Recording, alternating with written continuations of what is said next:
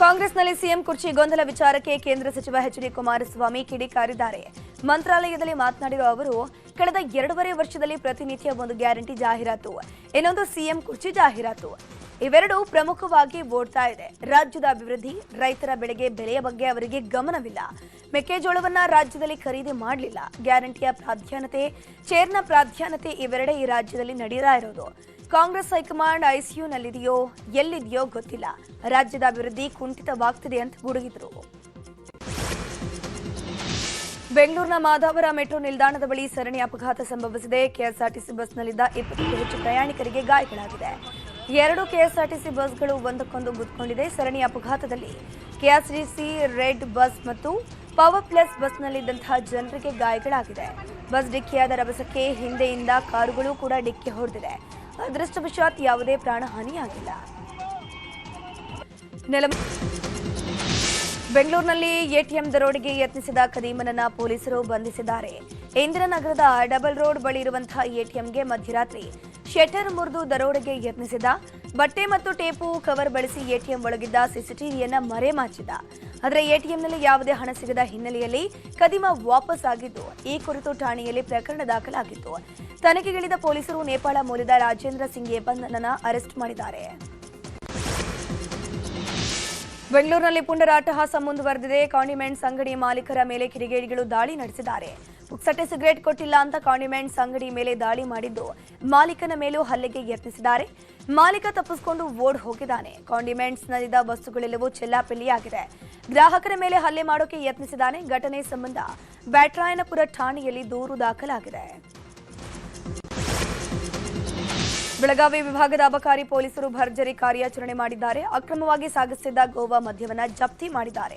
ಕಳ್ಳರು ಕಳ್ಳ ಮಾರ್ಗವಾಗಿ ಆರೋಪಿಗಳು ಮದ್ಯ ಸಾಗಿಸುವ ವಿಷಯವನ್ನ ಗೊತ್ತಾಗಿ ಸಿಪಿಐ ಮಂಜುನಾಥ್ ನೇತೃತ್ವದ ತಂಡ ಬೆಳಗಾವಿ ತಾಲೂಕಿನ ರಣಕೊಂಡೆ ಗ್ರಾಮದ ಬಳಿಯ ರಸ್ತೆಯಲ್ಲಿ ದಾಳಿಯನ್ನ ಮಾಡಿತ್ತು.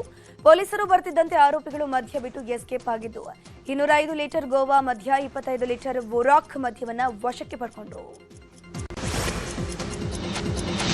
ಬೇರು ಬಿಸಿಲಿಂದ ತತ್ತರಿಸುತ್ತಿರುವಂತಹ ದಕ್ಷಿಣ ಕನ್ನಡ ಜಿಲ್ಲೆಯ ಹಲವೆಡೆ ಮಳೆರಾಯ ತಂಪೆರೆದಿದ್ದಾನೆ. ದಕ್ಷಿಣ ಕನ್ನಡ ಜಿಲ್ಲೆಯ ಗ್ರಾಮೀಣ ಭಾಗದಲ್ಲಿ ಉತ್ತಮ ಮಳೆ ಸುರಿದಿದೆ. ಕಾಸರಗೋಡು, ದಕ್ಷಿಣ ಕನ್ನಡ ಜಿಲ್ಲೆಗಳಲ್ಲಿ ಅಲ್ಲಲ್ಲಿ ಗುಡುಗು ಸಹಿತ ಮಳೆಯಾಗಿದೆ. ಕಡಬ ತಾಲೂಕಿನ ಬಲ್ಯದಲ್ಲಿ ಭಾರೀ ಗಾಳಿ ಮಳೆಗೆ ರಸ್ತೆಗೆ ಅಡ್ಡಲಾಗಿ ಮರಗಳು ಬಿದ್ದಿದ್ದು ಸಂಚಾರಕ್ಕೆ ತೊಡಕಾಗಿದೆ.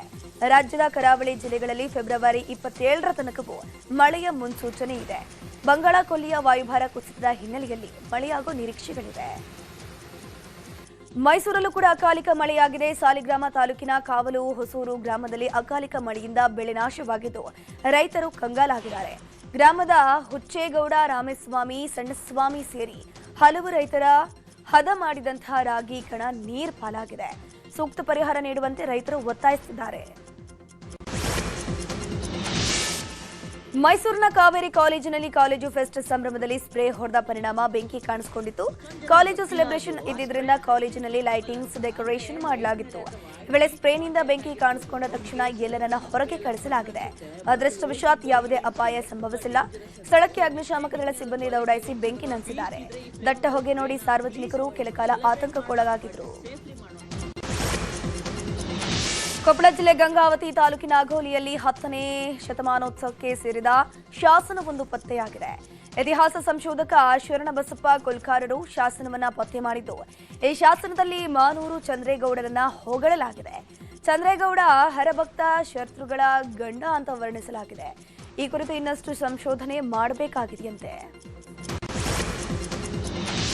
ಬೀದರ್ನಲ್ಲಿ 3 ದಿನಗಳವರೆಗೆ ಜಿಲ್ಲಾ ಮಟ್ಟದ ಉದ್ಯೋಗ, ಸಿರಿಧಾನ್ಯ, ಫಲಪುಷ್ಪ, ಮತ್ಸ್ಯ ಮೇಳ ಜರುಗಲಿದೆ. ಮೇಳಕ್ಕೆ ಜಿಲ್ಲಾ ಉಸ್ತುವಾರಿ ಸಚಿವ ಈಶ್ವರ ಖಂಡ್ರೆ ಚಾಲನೆ ಕೊಟ್ಟರು. ನಗರದ ನೆಹರು ಕ್ರೀಡಾಂಗಣದಲ್ಲಿ 50ಕ್ಕೂ ಅಧಿಕ ವಿವಿಧ ಮಳಿಗೆಗಳು ನಿರ್ಮಾಣ ಮಾಡಲಾಗಿತ್ತು. ಮೇಳದಲ್ಲಿ ಕೃಷಿ ಸಂಬಂಧಿತ ಪರಿಕರಗಳು, ಫಲಪುಷ್ಪ ಪ್ರದರ್ಶನಗಳು ನೋಡುಗರ ಗಮನ ಸೆಳೆದವು. ಈ ವೇಳೆ ಮಾತನಾಡಿದ ಸಚಿವ ಈಶ್ವರ ಖಂಡ್ರೆ, ರೈತರು ಮತ್ತು ತೋಟಗಾರಿಕೆ ಬೆಳೆ ಬೆಳೆಯುವ ರೈತರಿಗೆ ಅನುಕೂಲ ರೀತಿಯಲ್ಲಿ ಆಯೋಜನೆ ಮಾಡಲಾಗಿದೆ. ಇದರ ಲಾಭವನ್ನು ಜಿಲ್ಲೆಯ ರೈತರು, ಯುವಕರು ಪಡ್ಕೊಳ್ಬೇಕು ಅಂತಂದ್ರು. ಯಾದಗಿರಿ ತಾಲೂಕಿನ ಸುಕ್ಷೇತ್ರ ಅಬ್ಬೆತ್ತ ಮುರುಕೂರಿನಲ್ಲಿ ಪವಾಡ ಪುರುಷ ವಿಶ್ವಾರಾಧ್ಯರ ರಥೋತ್ಸವ ಅದ್ದೂರಿಯಾಗಿ ಜರುಗಿತು. ಪವಾಡ ಪುರುಷ ಶ್ರೀ ವಿಶ್ವಾರಾಧ್ಯರ ರಥೋತ್ಸವ ಲಕ್ಷಾಂತರ ಭಕ್ತರ ಜಯ ಘೋಷದ ಮಧ್ಯೆ ಸಡಗರ ಸಂಭ್ರಮದಿಂದ ಜರುಗಿತು. ಸುಕ್ಷೇತ್ರದ ಆವರಣದಲ್ಲಿ ಲಕ್ಷಾಂತರ ಭಕ್ತರು ವಿಶ್ವಾರಾಧ್ಯರ ರಥೋತ್ಸವವನ್ನು ಕಣ್ತುಂಬಿಕೊಂಡರು. ಶ್ರೀಮಠದ ಪೀಠಾಧಿಪತಿ ಡಾಕ್ಟರ್ ಗಂಗಾಧರ ಮಹಾಸ್ವಾಮಿಗಳು ರಥವನ್ನೇರಿ ಚಾಲನೆ ನೀಡಿದರು. ಉತ್ತತ್ತಿ ಬಾಳೆಹಣ್ಣು ರಥಕ್ಕೆ ಎಸೆದು ತಮ್ಮ ಹರಕೆಯನ್ನು ಸಮರ್ಪಿಸಿ ರಥವನ್ನು ಎಳೆದು ಭಕ್ತರು ಸಂಭ್ರಮಿಸಿದರು. ವಿಜಯಪುರದಲ್ಲಿ ಸೇವಾಲಾಲ್ ಜಯಂತಿಯನ್ನು ಅದ್ದೂರಿಯಾಗಿ ಆಚರಣೆ ಮಾಡಲಾಗಿದೆ. ವಿಜಯಪುರದ ಹೊರಭಾಗದ ಭೂತಾನಾಳ ಕೆರೆ ಹಿಂಭಾಗದ ಮೈದಾನದಲ್ಲಿ ಕಾರ್ಯಕ್ರಮ ಆಯೋಜನೆ ಮಾಡಿದ್ದು, ಬಾಗೇಶ್ವರ ರಾಧಾಮದ ಧೀರೇಂದ್ರನಾಥ ಕೃಷ್ಣಶಾಸ್ತ್ರಿ ಆನ್ಲೈನ್ ಮೂಲಕ ಭಾಗಿಯಾಗಿದ್ದರು. ಹೆಲಿಕಾಪ್ಟರ್ ಮೂಲಕ ಕಾರ್ಯಕ್ರಮಕ್ಕೆ ಬರಬೇಕಿದ್ದ ಸ್ವಾಮೀಜಿ ತಾಂತ್ರಿಕ ಕಾರಣಗಳಿಂದಾಗಿ ಆಗಮಿಸೋಕಾಗಿರಲಿಲ್ಲ. ಹೀಗಾಗಿ ವಿಡಿಯೋ ಮೂಲಕವೇ ಮಾತನಾಡಿದ್ದು ಎಲ್ಲರಿಗೂ ಒಳಿತಾಗಲಿ ಅಂತ ಶುಭ ಹಾರೈಸಿದರು. ದೇಶದಲ್ಲಿ ವಿಧ್ವಂಸಕ ಕೃತ್ಯ ನಡೆಸೋಕೆ ಉಗ್ರ ಸಂಘಟನೆಗಳೊಂದಿಗೆ ಕೈ ಜೋಡಿಸಿರುವಂತಹವರನ್ನ ಮಟ್ಟ ಹಾಕೋಕೆ ಪೊಲೀಸರು ಹಾಗೂ ಎನ್ಐಎ ಜಂಟಿ ಕಾರ್ಯಾಚರಣೆ ಮಾಡುತ್ತಿದೆ. ತಮಿಳುನಾಡು ಮತ್ತು ಪಶ್ಚಿಮ ಬಂಗಾಳದಲ್ಲಿ ಪಾಕಿಸ್ತಾನದ ಐಎಸ್ಐ ಹಾಗೂ ಬಾಂಗ್ಲಾದೇಶದ ಉಗ್ರಗಾಮಿ ಸಂಘಟನೆಗಳೊಂದಿಗೆ ಸಂಪರ್ಕ ಹೊಂದಿದ 8 ಮಂದಿನ ಅರೆಸ್ಟ್ ಮಾಡಲಾಗಿದೆ.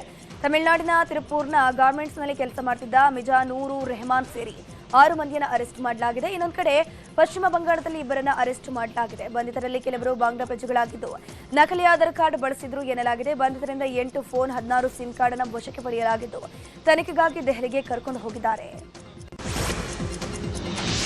ಜಮ್ಮು ಮತ್ತು ಕಾಶ್ಮೀರದ ಕಿಶ್ತಾರ್ವರ್ನಲ್ಲಿ ಭದ್ರತಾ ಪಡೆಗಳು ನಡೆಸಿದ ಗುಂಡಿನ ದಾಳಿಗೆ 3 ಉಗ್ರರು ಸಾವನ್ನಪ್ಪಿದ್ದಾರೆ. ಚಟ್ರು ಬೆಲ್ಟ್ನಲ್ಲಿ ಬೆಟ್ಟದ ತಪ್ಪಲಲ್ಲಿರುವಂತಹ ಮಣ್ಣಿನ ಮನೆಯೊಳಗಡೆ ಮೋಸ್ಟ್ ವಾಂಟೆಡ್ ಉಗ್ರ ಸೈಫುಲ್ಲಾ ಸೇರಿದಂತೆ 3 ಉಗ್ರರು ಅಡಗಿಕೊಂಡಿದ್ರು. ಖಚಿತ ಮಾಹಿತಿ ಮೇರೆಗೆ ಕಾರ್ಯಾಚರಣೆ ನಡೆಸಿ ಭದ್ರತಾ ಪಡೆಗಳು ಮನೆಯನ್ನು ಸ್ಫೋಟಿಸಿ ಉಗ್ರರನ್ನ ಹತ್ಯೆ ಮಾಡಿದ್ದಾರೆ.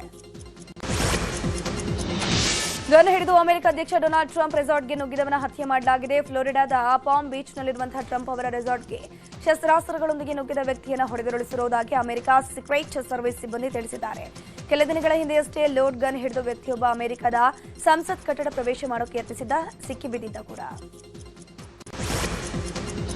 ಅಹಮದಾಬಾದ್ನಲ್ಲಿ ನರೇಂದ್ರ ಮೋದಿ ಕ್ರೀಡಾಂಗಣದಲ್ಲಿ ನಡೆದ ಐಸಿಸಿ ಟಿ20 ವಿಶ್ವಕಪ್ ಟೂರ್ನಿಯ ಸೂಪರ್ 8 ಹಂತದ ಪಂದ್ಯದಲ್ಲಿ ಭಾರತವನ್ನ 76 ರನ್ಗಳ ಅಂತರದಿಂದ ದಕ್ಷಿಣ ಆಫ್ರಿಕಾ ಸೋಲಿಸಿದೆ. ಟಾಸ್ ಗೆದ್ದು ಮೊದಲು ಬ್ಯಾಟಿಂಗ್ ಮಾಡಿದ ದಕ್ಷಿಣ ಆಫ್ರಿಕಾ 20 ಓವರ್ಗಳಲ್ಲಿ 7 ವಿಕೆಟ್ ನಷ್ಟಕ್ಕೆ 187 ರನ್ಗಳನ್ನು ಗಳಿಸಿತು. 188 ರನ್ಗಳ ಗೆಲುವಿನ ಗುರಿ ಬೆನ್ನಟ್ಟಿದ್ದ ಭಾರತವು 18.5 ಓವರ್ಗಳಲ್ಲಿ 111 ರನ್ ಗಳಿಸುವುದರೊಂದಿಗೆ ಆಲ್ಔಟ್ ಆಯಿತು.